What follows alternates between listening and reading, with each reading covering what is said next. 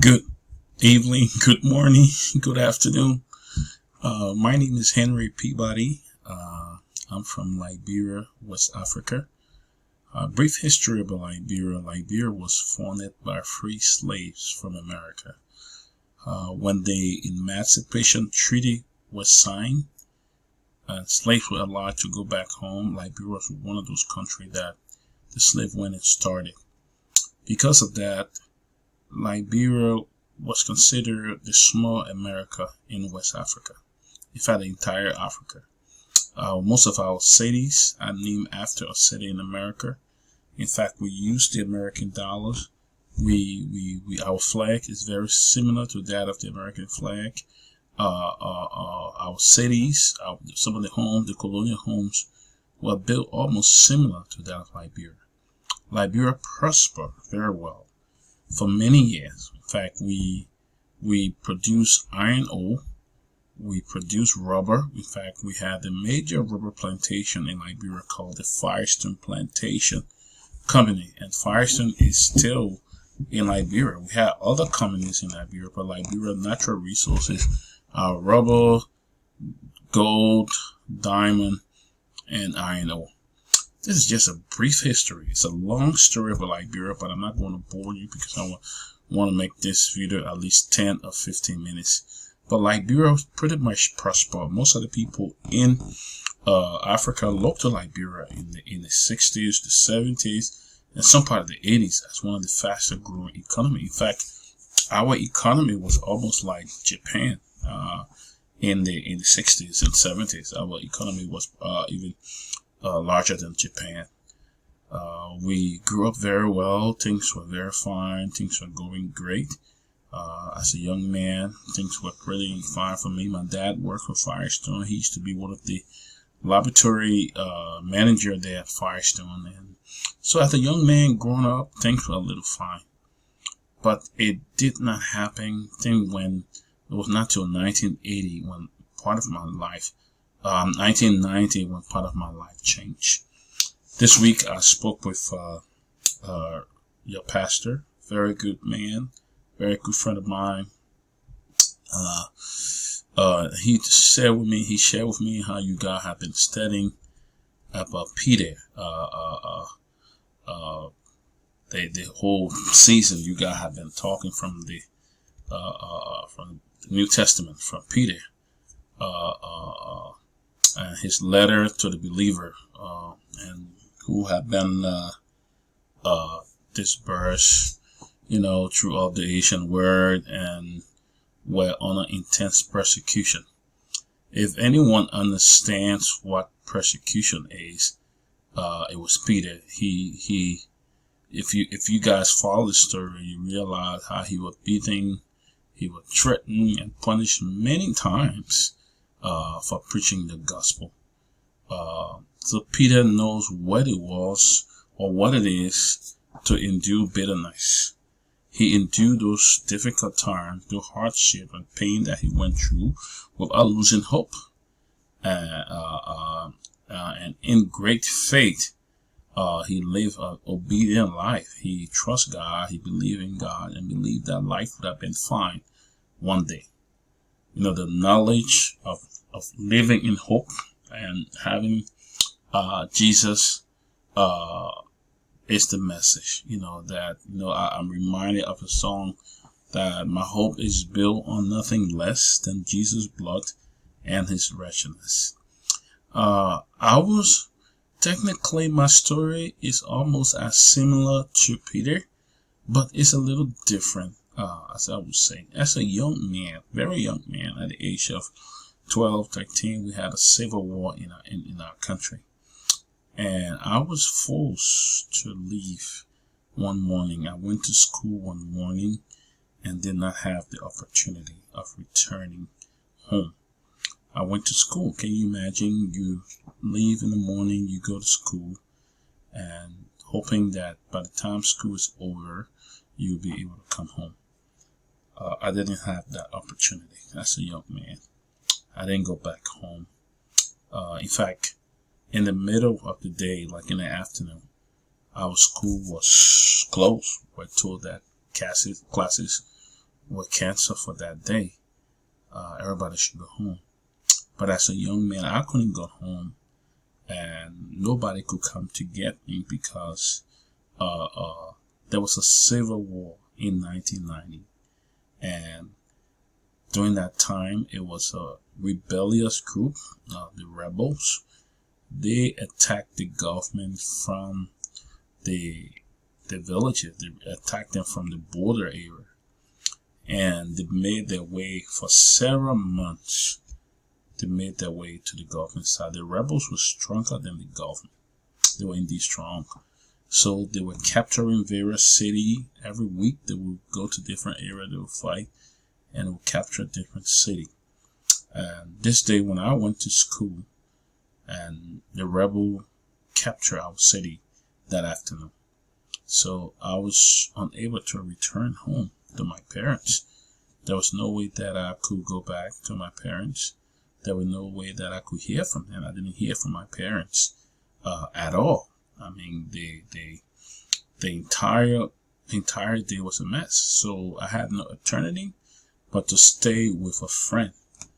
I was hoping that when I stayed with this friend, I would go home the next day. But unfortunately, it was not like that. In fact, it turned out that I would not ever go back to that place that I called my home. The rebel captured that city, and instead of my family coming forward to town, they went backward to the area that was controlled by the rebels. So they went there, they captured that place, and I lost contact with them. In fact, as the days and weeks and months went forward, I lost contact. I had no communication with my parents. We couldn't talk, and I stayed with my friend at my friend's home with his parents. Bless their heart, I stayed with their parents for many days, for more than 3 months. And in that time, we came on a numerous attack. There were times that I could have almost been killed because the war was on. The rebel was fighting from the other side. The government was fighting from the other side. I stayed in the area that was controlled by the government. The government soldiers were very brutal. Every day I witnessed them killing people. I mean, when I say I witnessed, I saw it with my very eye. Some days we wake up in the morning, and when you look outside the house, you will see people's bodies lying on the street. Either the government soldier had captured them. I watched the government soldier drive into a hospital. We have the biggest hospital called the John F. Kennedy Hospital in Liberia. I watched the government soldier driving into that place and removing patients from the hospital because they were affiliated with the ethnic group that was fighting the government. Went into that place and took them from there and killed them. In fact, one morning we were running out of food in the house, and my friend's mother had asked us, my friend and I, to go to the market to get food. On our way to get food in the market, we were captured. We were captured by the government soldiers. They associated us with one of the rebel group because I was wearing the red t-shirt, and they claimed that the rebel were part of them. I'm going to make this is a long story. I'm going to make it short. So we went there, and fortunately, we were captured. We're going to be killed. We're waiting for the van to pick us up, to take us to the beach where they normally took the government soldier claimed the enemy to kill them. So they were waiting for them to come, and while we were on the line waiting, handcuffed, fortunately for us, we met another guy who knew us, and he said to the officer who have arrested us, what are they doing here? He said, oh, this is one of our enemies. And then the guy was in the military. He said, no, I know them. So release them right away. And in that way, we were released, and We immediately did not go to the market. We returned home and shared with my friend mother. And then she said to us, you guys cannot go out again, because young people were targeted to fight. The government was targeting them. The rebel was targeting them to join and fight in the war. But as God would have it, we didn't go. One morning we woke up and we saw the government soldier had killed over 200-300 people that was seeking refuge in a Lutheran church. In the Lutheran church, those people were killed. And most of them ran away from the church and were making their way to the government hospital, the John F. Kennedy Hospital. And the government soldiers followed those people, shot some of them while they were on their way.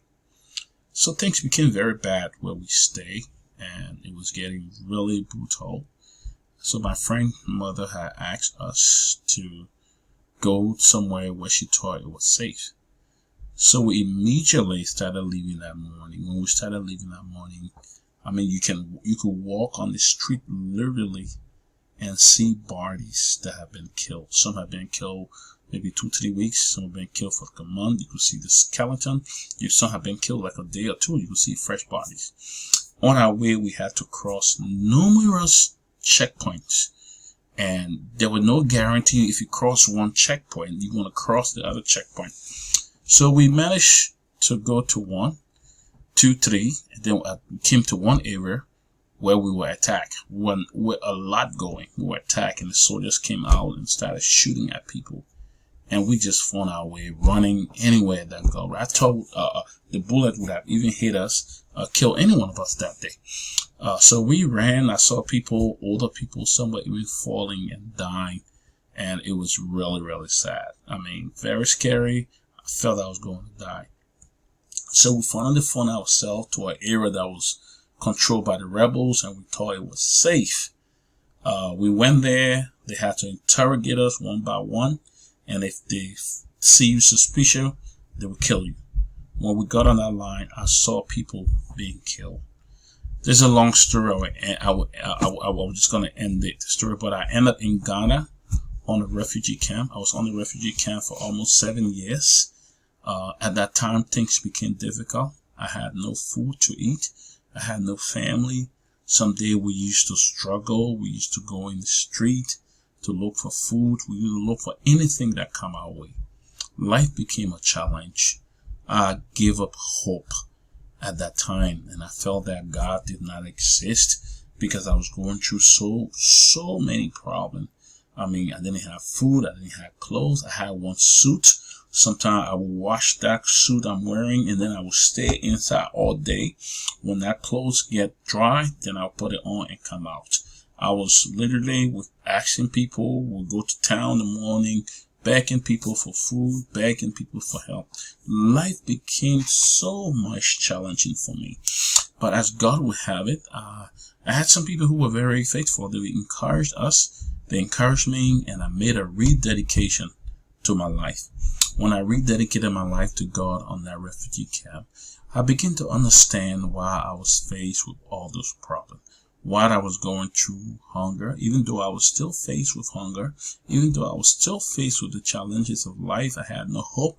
I didn't know what my life would have turned out to be, but I gave my life to God. I trusted God. I believed God and said, no matter what happened, I will go through this. No matter what happened, I will still trust God. No matter what I'm faced with, if food or no food, I'm not going to lose my hope in God. And I trusted God all through. And as God would have it, I had the opportunity to come to America on scholarship. But I can tell you there were days that I ate. There were days I did not have food. There were days that I got sick. There were days I didn't know how I got well. But life became a challenge. Very, very challenging. But just like Peter, like you guys have studied Peter knew what it took to endure bitterness. And when I rededicated my life, I felt the same way. I knew what it means to go through those times. God made me to understand that those problems won't last for long. God made me to understand. In fact, I grew greater in my faith. I grew stronger in my faith. I trusted God for everything. No matter what, when the days seemed to be